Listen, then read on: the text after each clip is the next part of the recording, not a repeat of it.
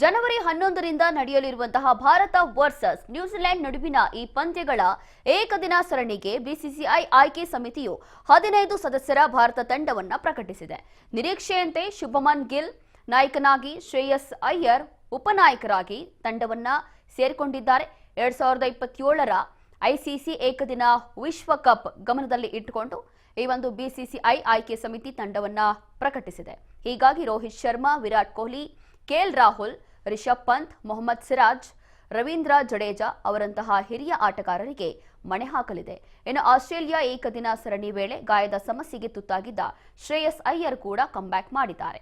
ಆದರೆ ಇತ್ತೀಚೆಗೆ ದೇಶೀಯ ಟೂರ್ನಿಯಲ್ಲಿ ಅಬ್ಬರಿಸಿದ wicket keeper batter Ishan Kishan, Sarfaraz Khan ಹಾಗೂ ದೀರ್ಘಕಾಲದಿಂದ ತಂಡದಿಂದ ಹೊರಗೆ ಇರುವಂತಹ ಮೊಹಮ್ಮದ್ ಶಮಿ ಸೇರಿದಂತೆ ಹಲವರನ್ನ ತಂಡದಿಂದ ಕೈಬಿಡಲಾಗಿದೆ.